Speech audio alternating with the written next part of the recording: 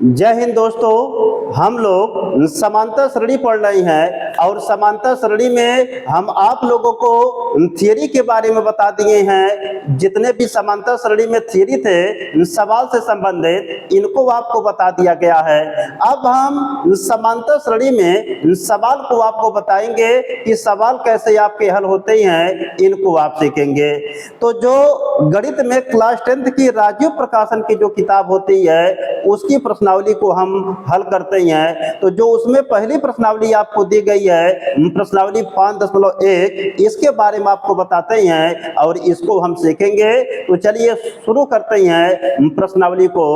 तो यहाँ पर देखेंगे जो प्रश्नावली आपको दी गई है, तो अर्थमेटिक प्रोग्रेशन समांतर श्रेणी आपको दी गई है। इसकी एक्सरसाइज आप 5.1 के बारे में सीखेंगे। तो 5.1 में क्या क्या प्रश्न दिए गए हैं इनके बारे में सीखेंगे। तो यहाँ पर देखिए आपको अर्थमेटिक प्रोग्रेशन समांतर श्रेणी आपको दी गई है, जिसका पहला क्वेश्चन आपसे कह रहा है कि निम्नलिखित में से प्रत्येक समांतर श्रेणी के लिए प्रथम पद ए तथा सारवंतर डी लिखिए। तो आपको देखिए जो पहला क्वेश्चन दिया गया है, पहले क्वेश्चन में कह रहा कि प्रथम पद ए और सारवंतर डी लिखने के लिए कह रहा है। तो आपसे प्रथम पद ए और सारवंतर डी के बारे में पूछ रहा है। तो जो समांतर श्रेणी आपको दी गई है, इस एपी का आपको प्रथम पद ए और सारवंतर डी ज्ञात करना है। तो चलते हम आपको बताते हैं कैसे ज्ञात करेंगे। तो कह रहा कि निम्नलिखित में से प्रत्येक समांतर श्रेणी के लिए प्रथम पद ए तथा सारवंतर डी लिखिए। तो इस प्रश्न को हल करते हैं। तो यहाँ पर देखेंगे कि जो आपको दिया गया समांतर श्रेणी, इसमें देखेंगे जो प्रथम पद आपको दिया गया है इसको आप ज्ञात करेंगे।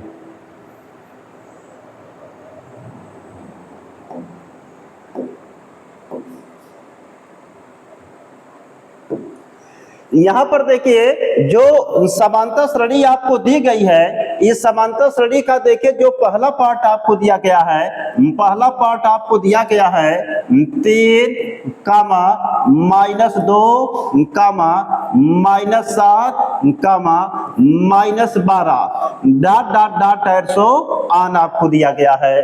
तो जो देखिए पहले क्वेश्चन का पहला पार्ट दिया गया है कि 3 दिया गया है, -2 दिया गया है, -7 दिया गया है, आपको -12 दिया गया है। इस समांतर श्रेणी का आपको प्रथम पद ए और सारवंतर डी ज्ञात करना है।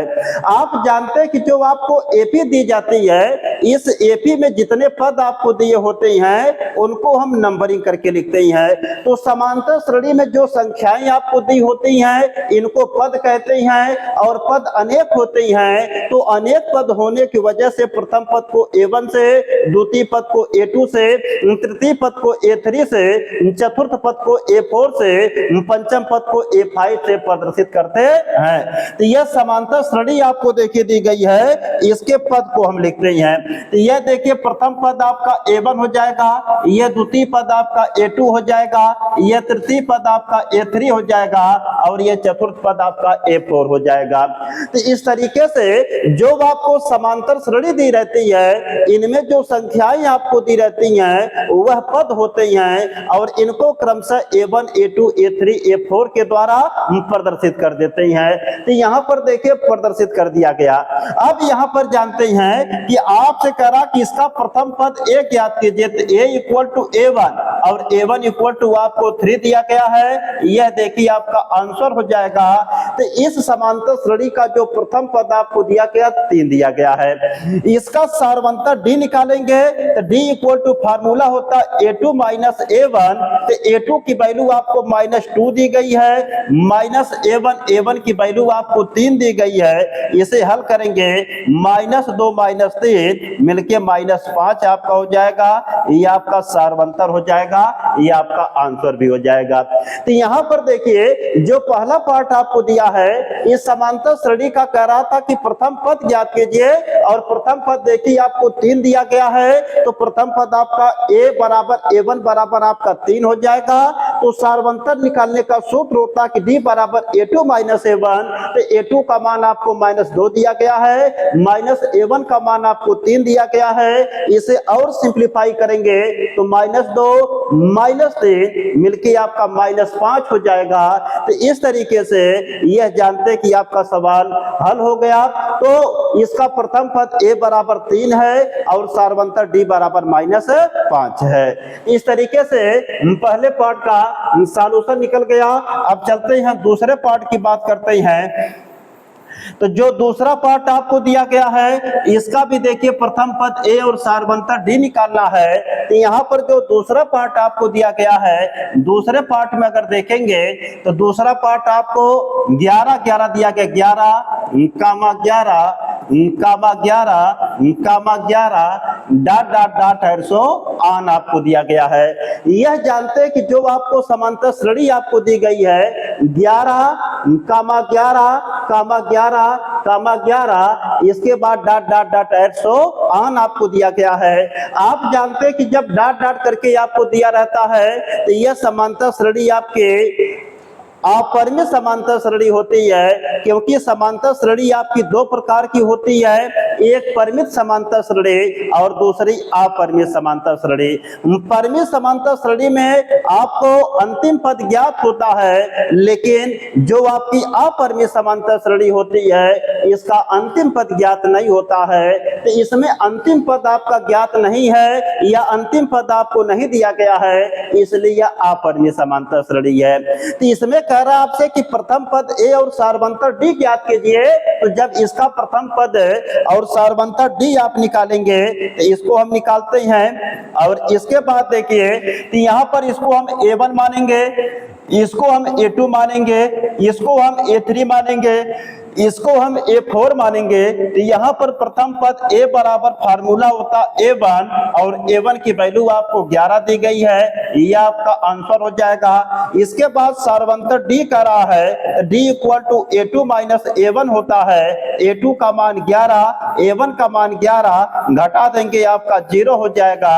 इसका सार्वंतर d कितना हो जाएगा 0। तो यह जो आपको AP दी गई है इस AP का प्रथम पद आपका 11 हो जाएगा और सार्वंतर d आपका 0 हो जाएगा।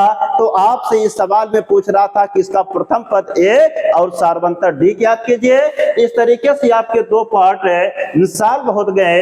अब इसके बाद तीसरे पार्ट पर हम विचार करते हैं कि तीसरा पार्ट आपको क्या दिया गया है।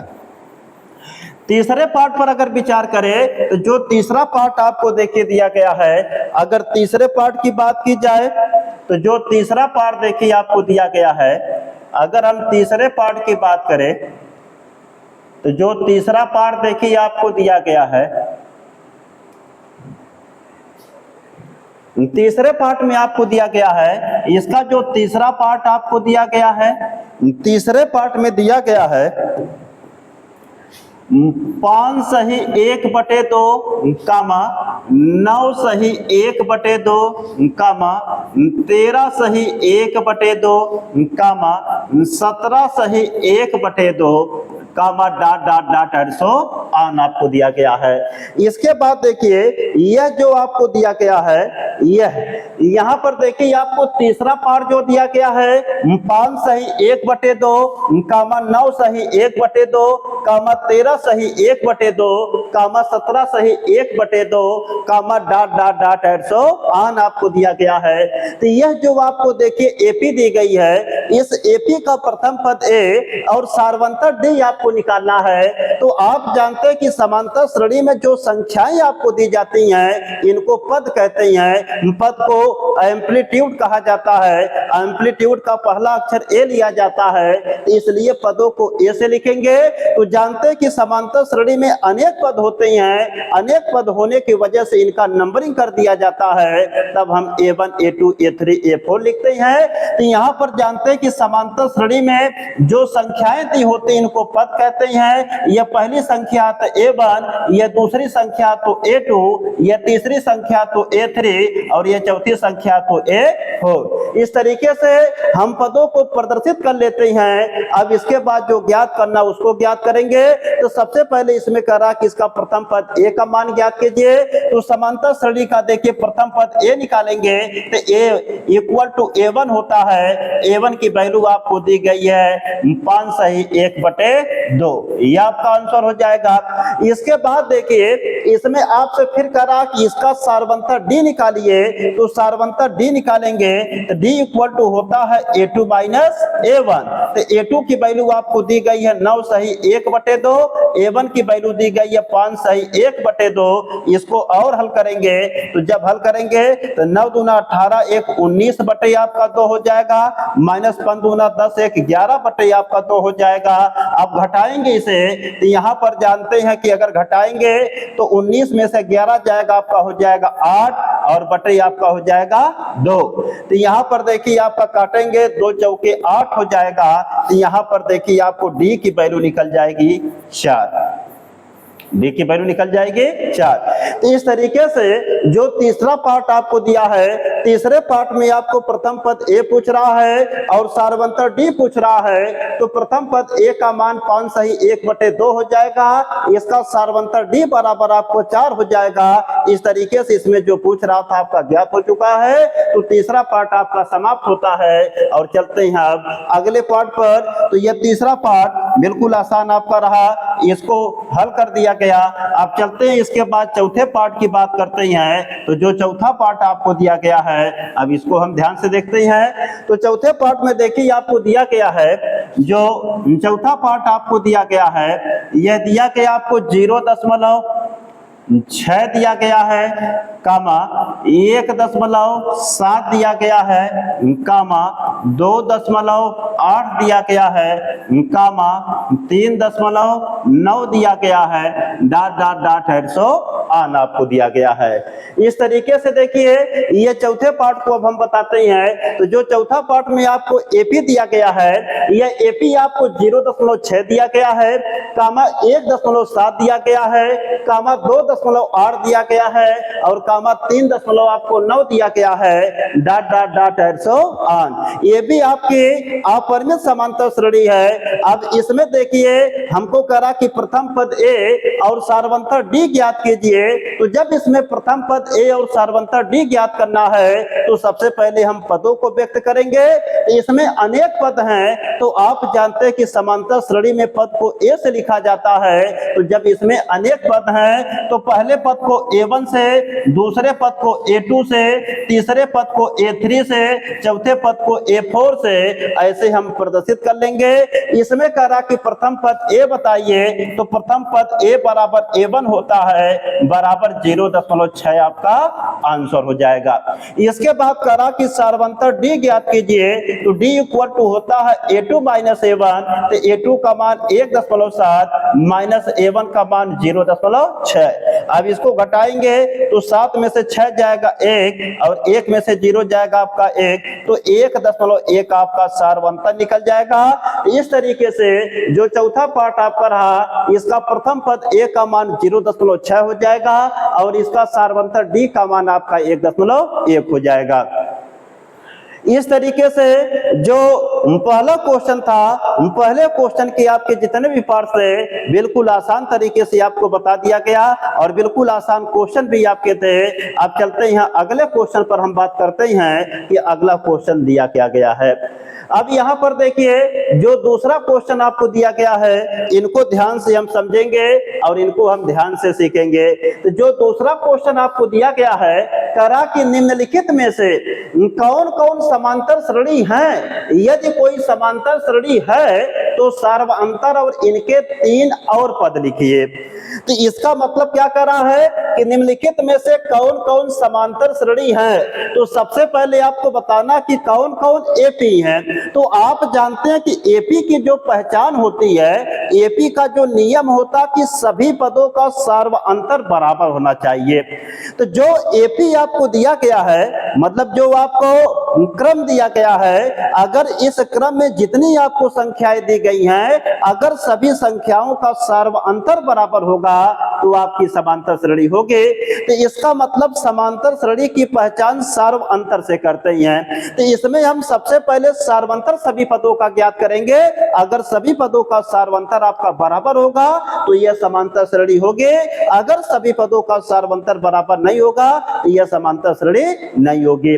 और इसके बाद करा कि अगर समांतर श्रेणी है तो इनके 3 और पद लिखिए। तो अगर यह समांतर श्रेणी होगी, इसके अगले और 3 पदों को आपको लिखना है तो उनको भी बताया जाएगा। तो यह प्रश्न है, तो सबसे पहले इस प्रश्न में आपको कुछ श्रेणियां दी गई हैं, तो आपको सबसे पहले बताना कि यह समांतर श्रेणी एपी है कि नहीं। इसके बाद अगर एपी है तो इसके अगले 3 पद को और आपको बताना है। तो चलते हैं, सॉल्व करते हैं और आपको बताते हैं, बारी बारी से एक एक क्वेश्चन हो।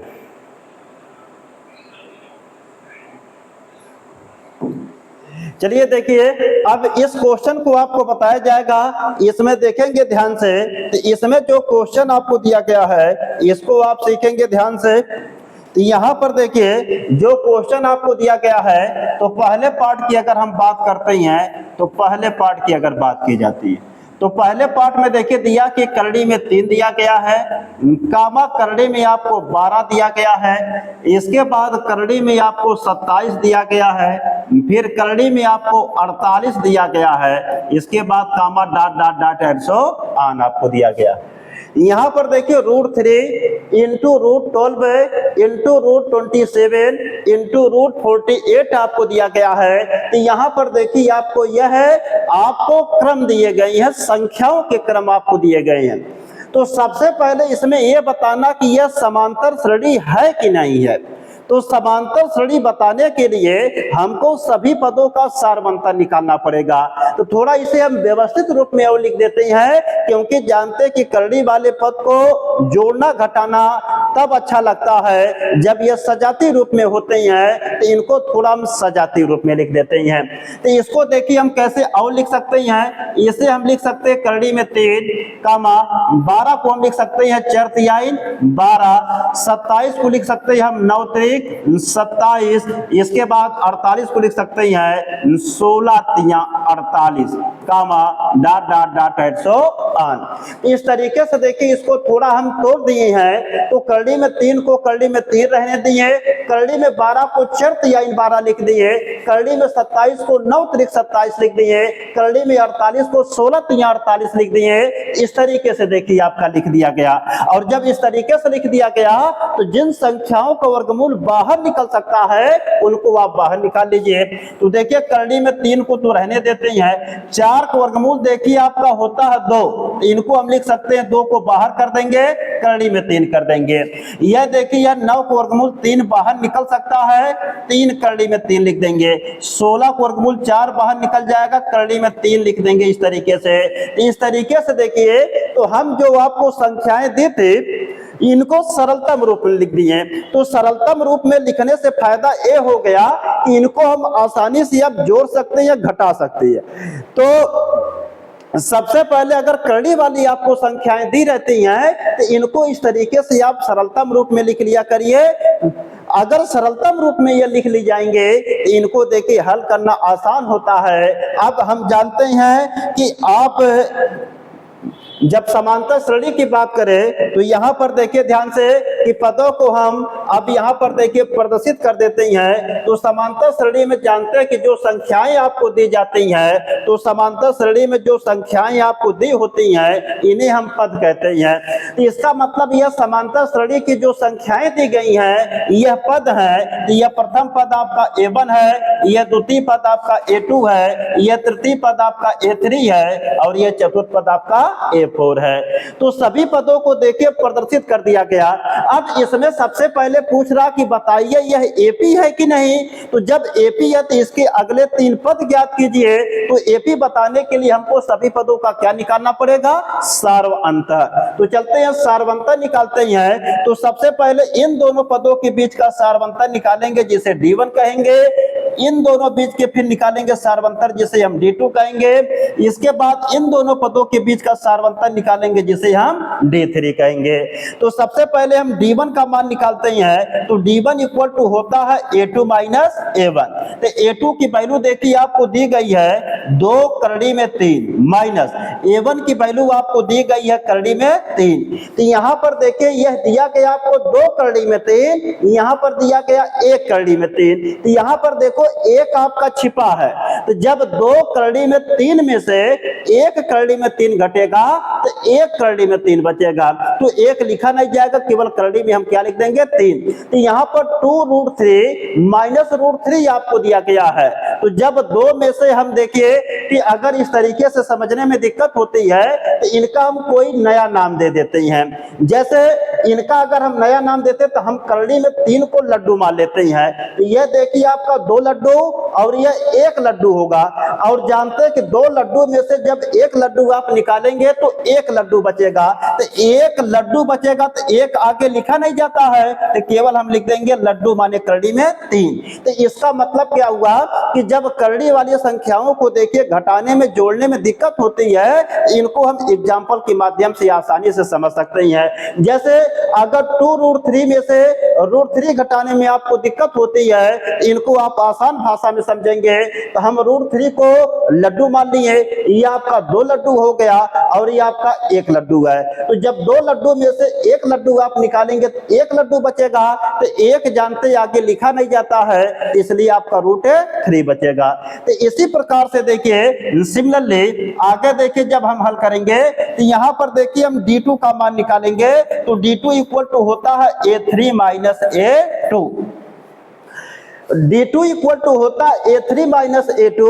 तो A3 का मान देखिए कितना दिया है, दिया गया 3√3 माइनस A2 की वैल्यू कितनी दी गई है 2√3, तो जाएगा आपका 2√3। अब इसको भी उसी एग्जांपल के माध्यम से हम समझते हैं। तो यहाँ पर देखिए 3√3 दिया गया और ये 2√3 दिया गया है। तो इनको घटाएंगे तो 1√3 होगा। तो 1 आगे लिखा नहीं जाता, केवल √3 होगा। अगर इस तरीके से भी नहीं समझ में आता है तो हम मान लेते हैं कि √3 जो आपको दिया गया है यह गोलगप्पा दिया गया है। अगर यह गोलगप्पा आपको दिया गया है तो इसका मतलब यह 3 गोलगप्पा हो गया और यहाँ पर जानते हैं कि 2 गोलगप्पा हो गया। तो जब 3 गोलगप्पा में से 2 गोलगप्पा घटाएंगे तो 1 गोलगप्पा बचेगा। तो यहाँ पर देखिए गोलगप्पा हम किसको माने थे, करड़ी में 3 को। तो 1 गोलगप्पा, 1 आगे लिखा नहीं जाता तो यहाँ पर हम लिख देंगे गोलगप्पा।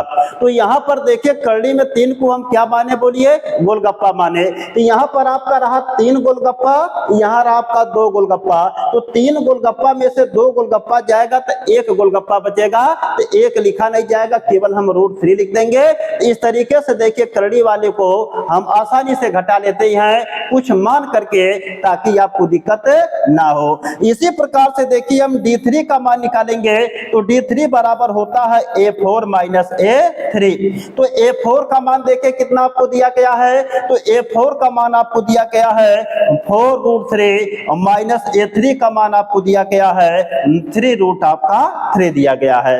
अब इसको देखिए घटाएंगे तो आपका आ जाएगा √3। तो यहाँ पर भी देखेंगे जब 4√3 दिया गया है तो 4√3 में से 3√3 निकलेगा तो आपका √3 आएगा। इसका मतलब यहाँ पर अगर देखा जाए तो सभी पदों का सार्वंतर क्या है, बराबर है। तो बताइए कि जो यह क्रम आपको दिया गया है, इस क्रम में अगर देखेंगे कि सभी पदों का आपका क्या कि सार्वंतर बराबर है, मतलब प्रत्येक पदों का सार्वंतर आपका बराबर निकल गया। अगर सभी पदों का सार्वंतर आपका बराबर है तो यह क्या है, एक एपी है, समांतर श्रेणी है। तो यहाँ पर लिखेंगे तो यहाँ पर देखिए ध्यान देंगे, यहाँ पर लिखना पड़ेगा कि चूंकि D1 equal to D2 equal to D3 equal to √3 है, √3 है। तो यहाँ पर देखिए D1 equal to D2 equal to D3 equal to √3 है। इसलिए यह एक एपी है, इसलिए यह एक एपी है। तो सबसे पहले आपसे प्रश्न में देखिए करा कि बताओ यह एपी है कि नहीं, मतलब समांतर श्रेणी है कि नहीं। तो इसके लिए हमको सभी पदों का देखिए सारवंतर निकालना पड़ा। तो जब प्रत्येक पदों का सारवंतर बराबर होगा तभी यह समांतर श्रेणी होगी। तो इसमें देखा गया कि सभी पदों का सारवंतर बराबर निकला, इसलिए यह एक एपी है। तो जब यह एक एपी है तो इसमें करा कि इसके अगले 3 पद और ज्ञात कीजिए। तो यहाँ पर देखिए आपको कौन कौन पद दिए गए हैं। तो यहाँ पर A1 का मान दिया गया, A2 का मान दिया गया, A3 का मान दिया गया, A4 का मान दिया गया है। तो इसमें हमको कौन कौन पद निकालना पड़ेगा।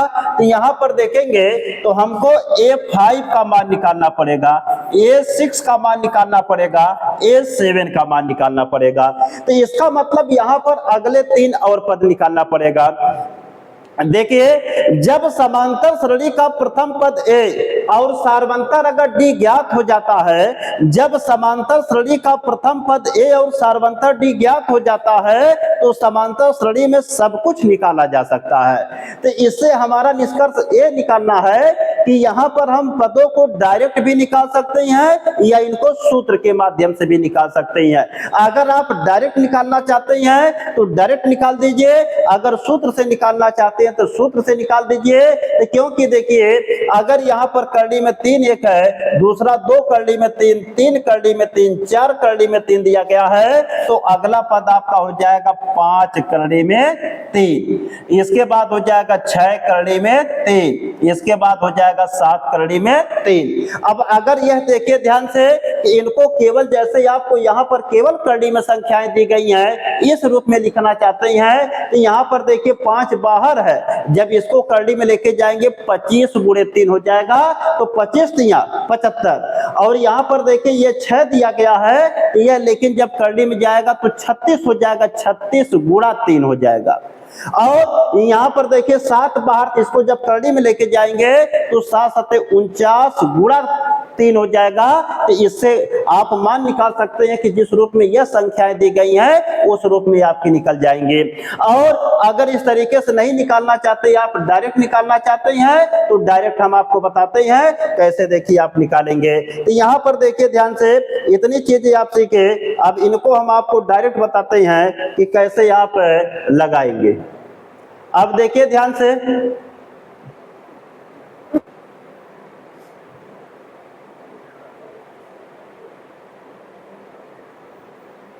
अब इसके बाद हम अगर बात करें कि सूत्र से कैसे लगाएंगे, तो सूत्र से यहाँ पर देखिए हम आपको बता देते हैं कि आपको मान निकालना A5 का।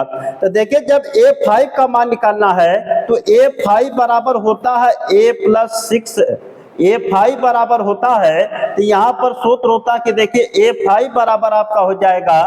तो यहाँ पर अगर A5 का मान निकालेंगे तो यहाँ पर देखिए ध्यान से कि आपको यहाँ पर पद देखिए आपको दिया गया है, तो यहाँ पर A1, A2, A3, A4 का मान आपको दिया गया है। अब किसका मान निकालना हमको, A5 का मान, A6 का मान, A7 का मान, 3 पद निकालना है। तो चलिए A5 का मान निकालेंगे तो A5 बराबर होता है A + 4D आपका होता है, यह देखिए आपका होगा।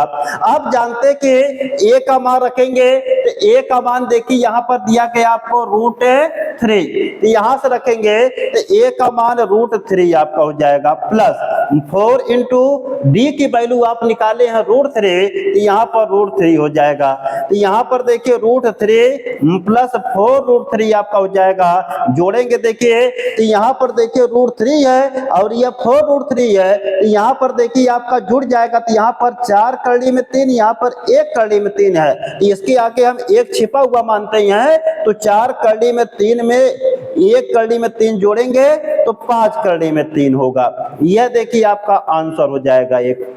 अगर इस तरीके से नहीं समझ में आया तो हम मान लेते हैं कि यह देखिए आपको 1, तो करड़ी में 3 को हम लड्डू मान लेंगे, यह 1 लड्डू है, यह 4 लड्डू है, तो 1 लड्डू में जब 4 लड्डू को जोड़ेंगे तो 5 लड्डू होगा। लड्डू हम किसको माने थे, करड़ी में 3 को मानेंगे तो करड़ी में 3 रख देंगे। इस तरीके से ये आपका हल हो गया।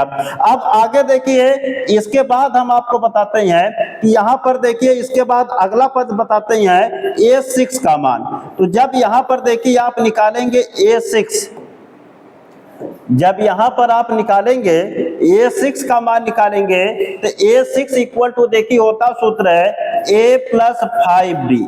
तो A+5D आपका होता है तो A का मान आपको दिया गया √3 और +5 इंटू D का मान भी √3 दिया गया। तो यह हो जाएगा 1√3 और प्लस यह हो जाएगा 5√3, जोड़ देंगे आपका हो जाएगा 6√3।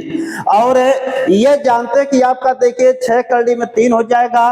अगर देखिए इस तरीके से अगर आपको मान नहीं दिया रहेगा, इनको केवल आप जैसे श्रेणी दी गई है इस रूप में लिखना चाहते हैं, अगर इस रूप में, इनको हम जानते हैं कि अगर करड़ी में करेंगे तो 5 करड़ी में जाएगा तो 25 बन जाएगा, क्योंकि 25 को गुण 5 बाहर आया था, जब करड़ी में जाएगा तो 25 गुणे 3 तो 25 यहाँ कितना हो जाएगा 75 हो जाएगा। ये आपका आंसर हो जाएगा।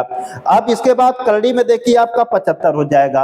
अब यहाँ पर देखिए इसको अगर करड़ी में आप लिखना चाहते हैं तो 6 के 36 और गुणे 3 गुणा कर लेंगे, 6 त्रिक 18, 18 का 8 हासिल लगा, 1 के 3 त्रिका 9, 1 10, तो करड़ी में 108 हो जाएगा। इस तरीके से यह मान आपका निकल गया। तो इसके बाद देखिए A5 का मान, A6 का मान यहाँ पर देखिए हम डायरेक्टली आपको बताए थे, यहाँ पर देखिए हम सूत्र के माध्यम से बता दिए। और देखिए एक मान आपका बच रहा A7 का, तो यहाँ पर देखिए बगल में हम A7 का मान निकाल देते हैं। तो A7 का मान जब आप निकालेंगे तो देखिए कितना आएगा, यहाँ पर देखिए इसके बाद आपका A7 का मान निकाल देते हैं। तो A7 का मान निकालेंगे तो A7 बराबर होगा A+6D। तो A का मान कितना आपको दिया गया है, A का मान देखिए आपको दिया √3 और +6 इंटू D का मान √3 दिया है। इनको जोड़ेंगे तो हो जाएगा आपका 7√3 हो जाएगा। अगर यह आंसर आप मानेंगे तब भी सही है, नहीं तो इसको पूरा करड़ी में लिखिए तो 49 गुणा 3 हो जाएगा। तो देखिए आपका 9 के 9, 9 दूना 18, 9 त्रिक 27, 27 के साथ हासिल लगा 2, 4 तिहाई 12 और 12 2 आपका 14 हो जाएगा।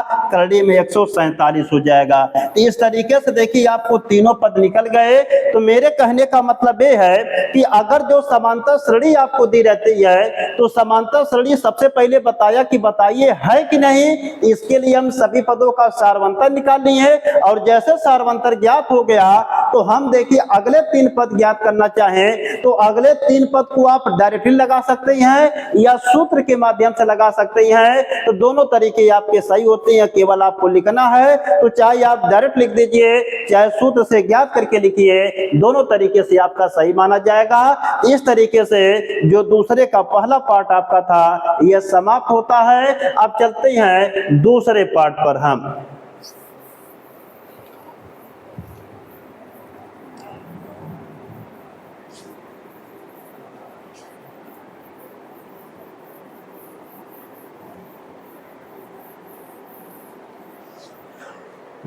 दूसरे पार्ट पर हम विचार करते हैं। जो दूसरा पार्ट दिया गया है इसको ध्यान से देखेंगे। दूसरे पार्ट में अगर बात की जाए दूसरे पार्ट की, दूसरे पार्ट में देखिए दिया है 0.3 कामा 0.33 कामा 0.333, इसके बाद comma dot dot dot on आपको दिया गया है।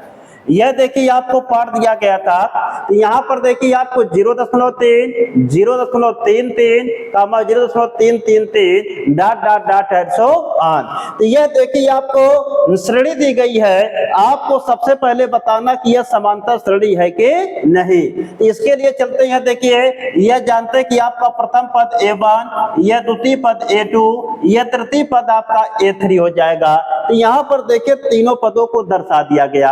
अब जब 3 पद हो गए, तीनों पदों को दर्शा दिया गया। आप जानते हैं कि समांतर श्रेणी कब होगी, जब तीनों पदों का सारवंतर आपका बराबर होगा। तो सबसे पहले यहाँ पर तीनों पदों का सारवंतर निकालेंगे। तो यहाँ पर जानते हैं कि इन दोनों पदों के बीच का सारवंतर D1 होगा और इन दोनों पदों के बीच का सारवंतर D2 होगा।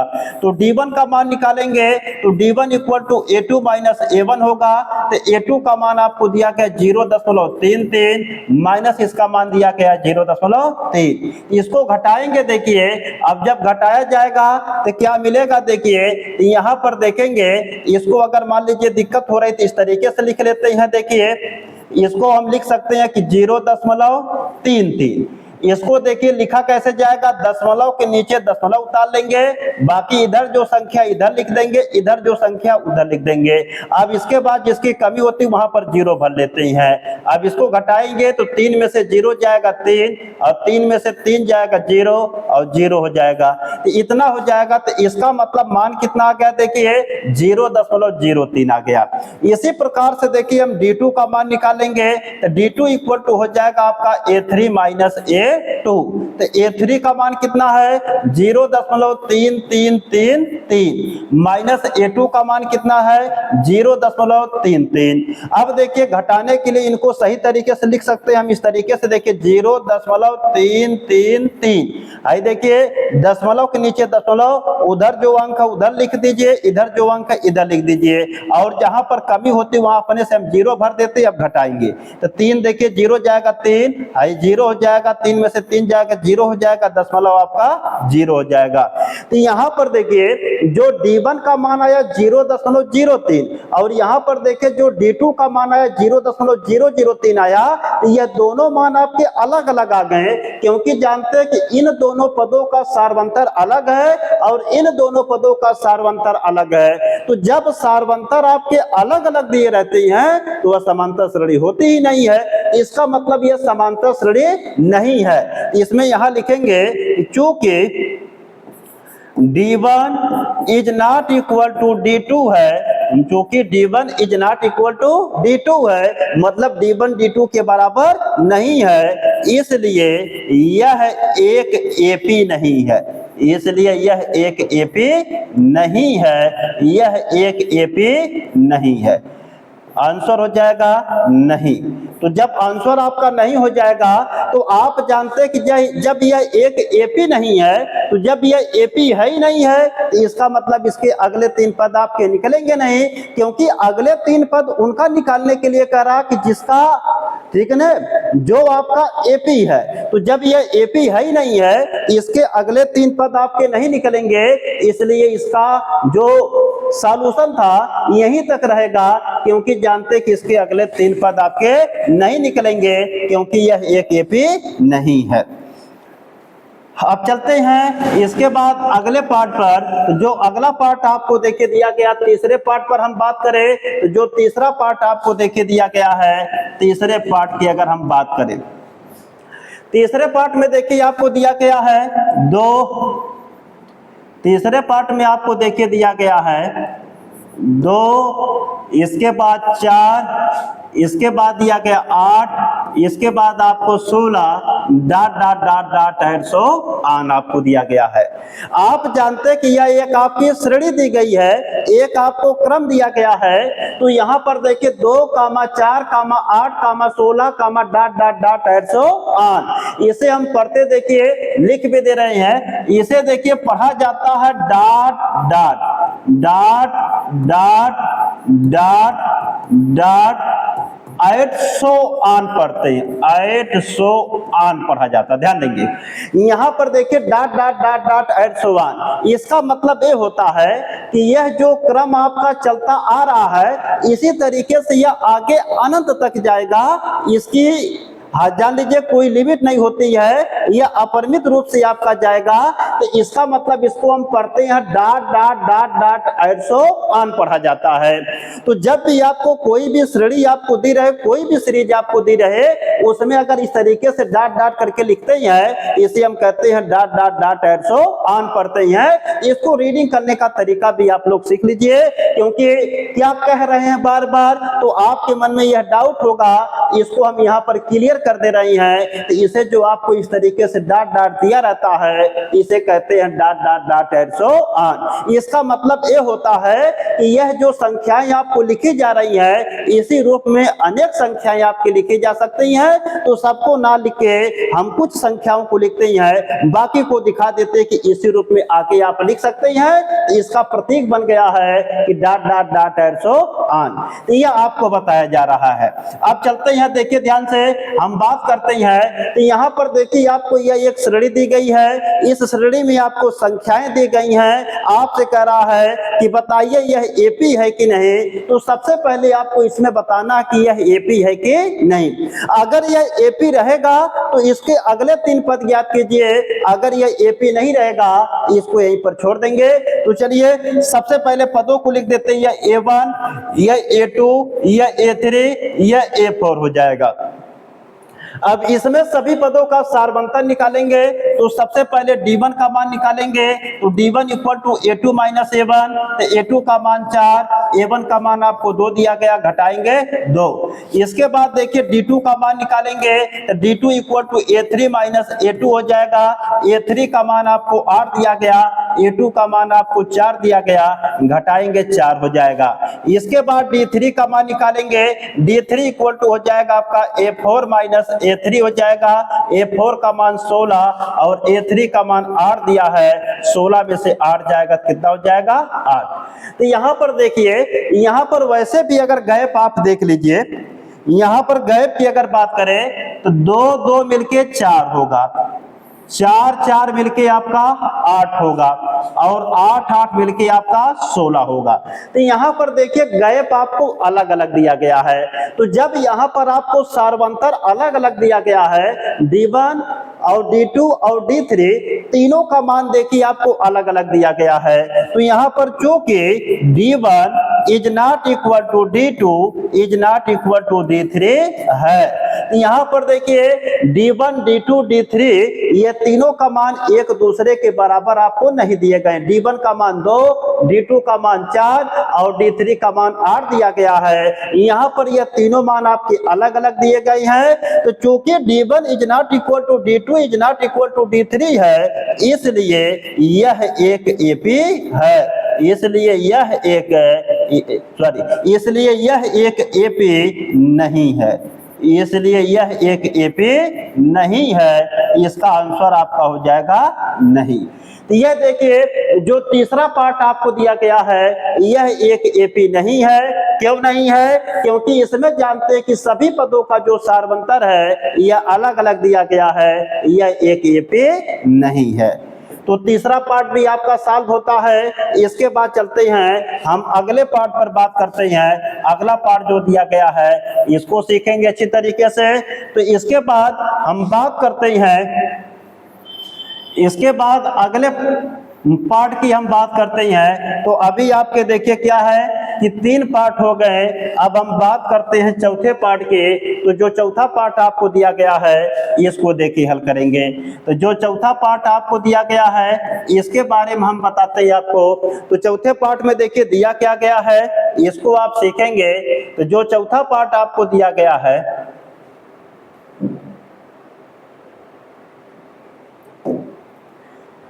देखिए यहाँ पर जो चौथा पार्ट आपको दिया गया है इसको ध्यान से देखेंगे और सीखेंगे।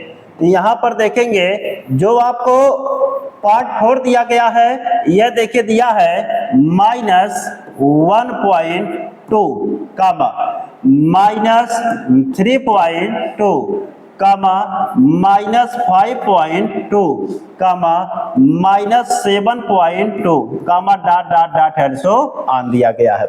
इसके बाद देखिए जो चौथा पार्ट आपको दिया गया है -1.2 कामा -3.2 कामा -5.2 कामा -7.2 आपको दिया गया है। यह देखिए आपको एक सीरीज, एक आपको क्रम दिया गया है। इसमें कह रहा कि बताओ यह एपी है कि नहीं। तो सबसे पहले आपको समांतर श्रेणी बताना है कि यह समांतर श्रेणी है कि नहीं।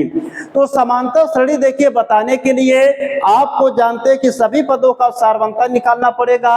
अगर सभी पदों का सारवंतर बराबर आएगा तो यह आपकी एपी रहेगी, अगर सभी पदों का सारवंतर बराबर नहीं आता है तो यह एपी नहीं रहेगी। तो यहाँ पर देखिए प्रथम पद A1 ये आपका हो जाएगा।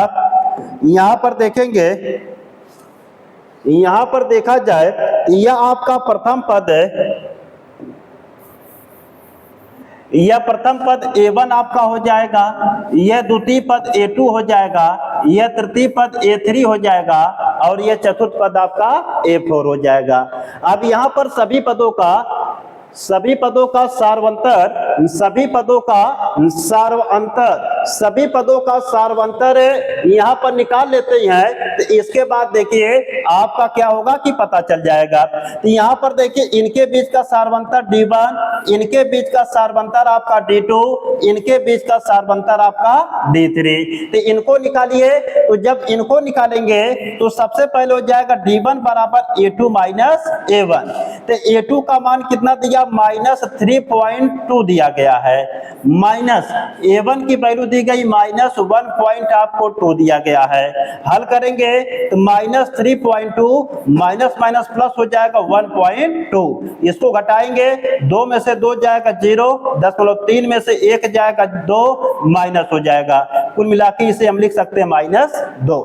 इसी प्रकार से देखिए D2 का मान निकालेंगे तो D2 इक्वल टू आपका हो जाएगा, देखिए D2 का मान निकालेंगे तो A3 माइनस A2। तो A3 का मान कितना हो जाएगा, A3 का मान दिया है माइनस आपका 5.2 और माइनस A2 का मान कितना आपको दिया गया है, A2 का मान -3.2 दिया गया है। घटा लेंगे -5.2 माइनस माइनस प्लस आपका 3.2। तो 2 में से 2 जाएगा 0, 5 में से 3 जाएगा 2, -2.0 तो मतलब माइनस आपका 2 हो जाएगा। इसी प्रकार से देखिए D3 का मान यहाँ पर निकाल लेते हैं। तो जब हम D3 का मान निकालेंगे तो D3 का मान निकालेंगे तो हो जाएगा आपका देखिए A4 माइनस A3। तो A4 का मान कितना दिया है, -7.2 दिया है, माइनस A3 का मान दिया है -5.2 दिया गया है। इसको हल कर लेंगे, -7.2 प्लस 5.2 हो जाएगा, घटाएंगे आपका देखिए 2.0 बराबर -2 हम लिख सकते हैं। तो चूंकि D1 equal to D2 equal to D3 है, इसलिए यह एक एपी है, इसलिए यह एक एपी है, इसलिए यह एक एपी है। तो यहाँ पर देखेंगे तो यहाँ पर तीनों पदों का आपको सारवंतर बराबर दिया गया है। तो जब तीनों पदों का सारवंतर आपको बराबर दिया गया है तो यह एक आपको एपी है। तो जब यह एक एपी है, कह रहा कि इसके अगले और 3 पद आप लिखिए। तो इसके और आपको अगले 3 पद को हम बताते हैं। तो सबसे पहले यह तो कंफर्म हो गया यह एक एपी है। तो जब यह एक एपी है तो इसके अगले 3 पद और आप लोग याद करेंगे। तो अगले 3 पद को देखिए हम और आपको बताते हैं वह कैसे निकलेंगे। तो यहाँ पर देखिए तो सबसे पहले आप जानते हैं कि जो जानते हैं कि आपका सारवंतर का मान आया है वह -2 आया है। तो अगले 3 पद में आपका 4 तक दिया, आपको A5 निकालना है, A6 निकालना, A7 निकालना है। तो इनको डायरेक्टली आप लगा सकते हैं यही जोड़ के। तो -2 देखिए इसमें जोड़ेंगे 7 2 9। तो आपका देखिए इसमें निकालेंगे तो हो जाएगा आपका देखिए माइनस, जब आप आगे निकालेंगे तो यहां पर देखिए ध्यान से कि आपका हो जाएगा माइनस, अब -2 जोड़ेंगे तो माइनस माइनस आपका प्लस हो जाएगा 7 2 9.2। ये आपका जानते हैं चौथा पद हो जाएगा 5वां। और 6वां में फिर इसमें -2 जोड़ेंगे तो 9 के बाद 11 आपका 2 हो जाएगा, यह 6वां पद हो जाएगा। 7वां पद निकालेंगे फिर इसमें -2 जोड़ेंगे तो -13.2 आपका हो जाएगा। तो इस तरीके से देखिए आपका निकल गया। मतलब जो 5वां पद आपका है यह -9.2 आपका होगा, जो 6वां पद आपका है -11.2 होगा और 7वां पद जो है -13.2 होगा। तो इसका मतलब पांचवा पद कितना है बोलो, -9.2, छठवां पद कितना, -11.2, सातवां पद कितना, -13.2 है। इस तरीके से देखिए आप मान निकाल लिए डायरेक्टली, जब आपको सार्वंतर मालूम था तब। और अगर इस तरीके से नहीं निकालना चाहते हैं, आप सूत्र से निकालना चाह रही हैं, तो सूत्र से भी आप निकाल सकते हैं आसानी से। तो सूत्र के माध्यम से देखिए हम क्या करते हैं, इसे निकाल देते हैं। तो सूत्र के माध्यम से जब आप इसे निकालेंगे तो देखिए कैसे निकलेगा, सूत्र से आप सीखिए इसको कैसे निकालेंगे। तो जब सूत्र के माध्यम से आप निकालेंगे तो सूत्र देखिए आपका पांचवा पद निकालना है, तो पांचवा पद निकालेंगे देखिए A5 इक्वल टू होगा A+4D। तो A का मान देखिए आपको -1.2 दिया गया है, प्लस 4 इंटू D, D का मान -2 दिया गया है, तो -1.2 -4 दूना 8। अब इसको जोड़ लेंगे तो 8 में 1 जोड़ेंगे -9.2। यह देखिए पांचवा पद, यहाँ पर देखिए हम डायरेक्ट बताए हैं, यहाँ पर देखिए सूत्र से निकाल के बता दिए। अब इसके बाद देखिए आप निकालेंगे यहाँ पर, इसके बाद देखिए आप यहाँ पर निकालेंगे जो पद है, छठवां पद निकालेंगे A6 बराबर होगा A+5D होगा, A+5D होगा। A का मान कितना दिया है, -1.2 प्लस 5 इंटू D, D का मान -2 दिया है। हल करेंगे -1.2 -5 दूना 10, जोड़ेंगे -11.2 आपका 2 हो जाएगा, यह आपका आंसर हो जाएगा। यह देखिए डायरेक्ट हम लिखे थे, यहाँ पर देखिए सूत्र से निकाले हैं। इसी प्रकार से देखिए A7 का मान निकालेंगे, A7 इक्वल टू होगा A प्लस आपका 6D। तो A का मान आपको -1.2 प्लस 6 इंटू D का मान -2 इक्वल टू 1.2 और -6 दूना 12, और जोड़ लेंगे आपका हो जाएगा -13.2, ये आपका आंसर हो जाएगा। इस तरीके से देखिए जो चौथा पार्ट आपका रहा ये भी आपका सॉल्व हो गया, तो चौथा पार्ट भी आपका लग चुका। अब इसके बाद हम चलते हैं अगले पार्ट पर विचार करते हैं। तो चौथा पार्ट आपका ये समांतर श्रेणी रहा, इसके अगले 3 पार्ट डायरेक्ट भी ज्ञात हो गए, सूत्र से भी ज्ञात हो गए। अब हम चलते हैं अगले पार्ट की बात करते हैं, पांचवें पार्ट की बात करते हैं। जो पांचवा पार्ट आपको दिया गया है इसको ध्यान से देखेंगे। पांचवें पार्ट में देखिए क्या दिया गया है, जो पांचवा पार्ट आपको दिया है 1 का वर्ग, 3 का स्क्वायर, 5 का स्क्वायर, 7 का स्क्वायर, .. आपको दिया गया है। तो यहाँ पर जानते हैं कि इनको हम मानेंगे, पद मान लेते हैं। यह देखिए आपका प्रथम पद A1, द्वितीय पद A2, तृतीय पद A3, चतुर्थ पद A4 हो जाएगा।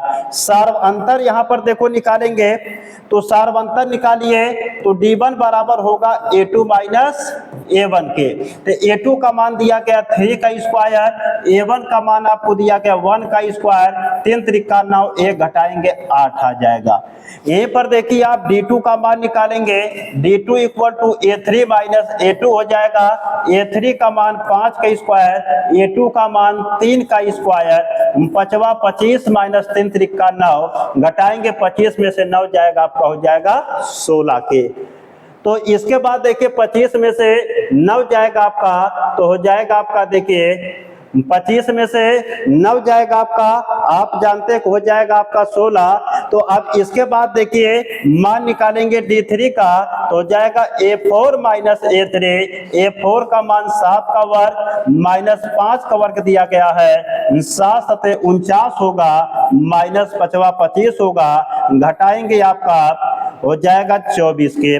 तो यहाँ पर देखिए आप घटा लेंगे तो आ जाएगा 24 के। तो यहाँ पर देखिए आपको D1 का मान, D2 का मान, D3 का मान अलग अलग है, इसलिए यह एक AP नहीं है। चूंकि D1 is not equal to D2 is not equal to D3 है, इसलिए यह एक AP नहीं, इसलिए यह एक AP नहीं है, इसलिए यह एक AP नहीं है। जब यह एक एपी नहीं है तो इसका जानते हैं कि अगले तीन पद को हम ज्ञात नहीं करेंगे।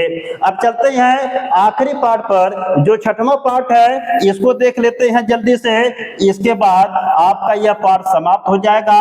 तो चलते हैं आखिरी पार्ट पर, अब इसको बताते हैं, ध्यान से देखेंगे।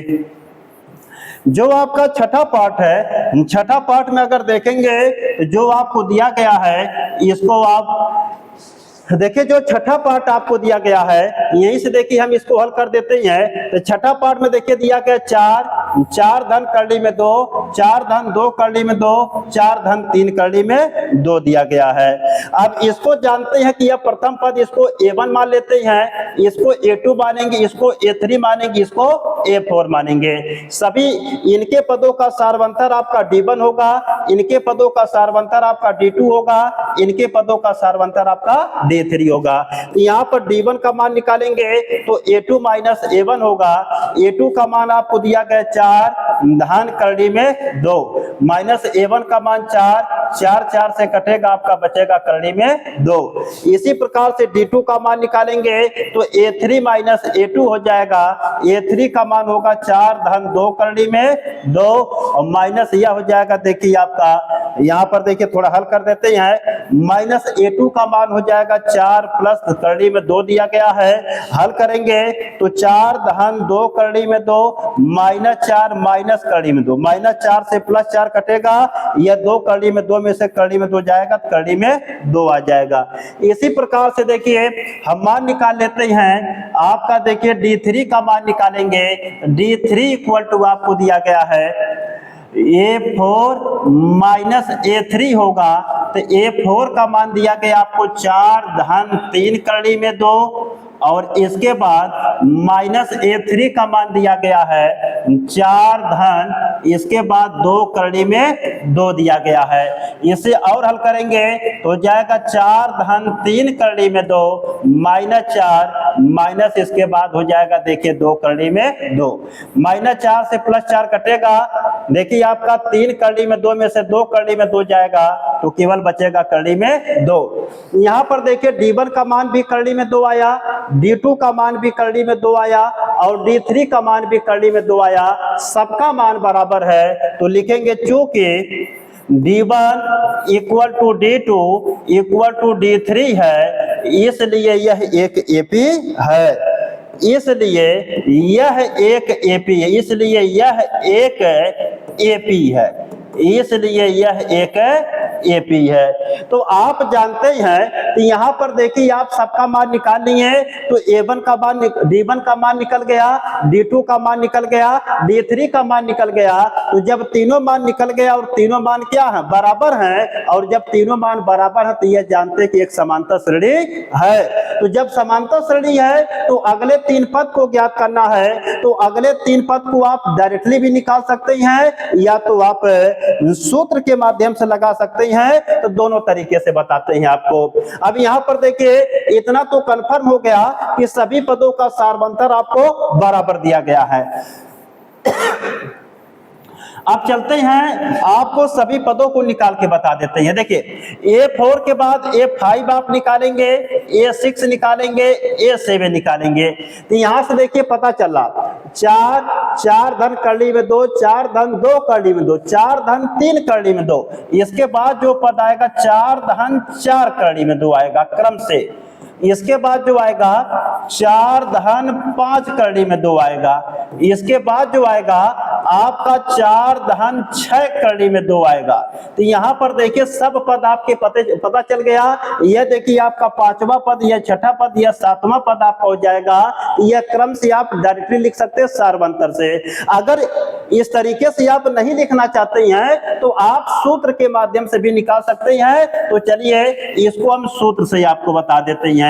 तो जब सूत्र से आप निकालेंगे तो 4 तक मान निकल गया, 5वां मान निकालिए, तो A5 बराबर होगा A प्लस 4D। तो A का मान कितना है 4 और प्लस 4 इंटू D, D का मान कितना आपको दिया गया है, D का मान करली में 2 आया है। तो इसके बाद इसे हल करेंगे तो 4 धन 4 करली में 2 आ जाएगा, ये आपका आंसर हो जाएगा। इसके बाद देखिए छठा पद निकालेंगे तो A प्लस आपका 5D, तो ए का मान दिया 4 धन 5 इंटू डी का मान दिया करड़ी में 2, तो यह आपका हो जाएगा 4 धन 5 करड़ी में 2। इसके बाद सातवां पद निकालेंगे, A7 बराबर होगा A प्लस 6D, तो A का मान 4 दिया है 6, 6 का मान D का मान करड़ी में 2 दिया गया है, तो 4 धन 6 करड़ी में 2। इस तरीके से हम लगा सकते हैं। तो इस तरीके से देखिए, इस तरीके से आपका जो क्वेश्चन नंबर आपका 2 था, क्वेश्चन नंबर 2 के जितने भी पार्ट्स थे इन सभी पार्ट्स को अच्छी तरीके से बता दिया गया है। तो आप लोग पहले क्वेश्चन के सभी पार्ट्स पढ़े, इसके बाद दूसरे क्वेश्चन के सभी पार्ट्स पढ़े, इसके बाद जो तीसरा क्वेश्चन है इसको अगले वीडियो में आपको बताया जाएगा। तो आज के लिए इतना ही समाप्त किया जाता है। Okay class, happy nice day to all of you.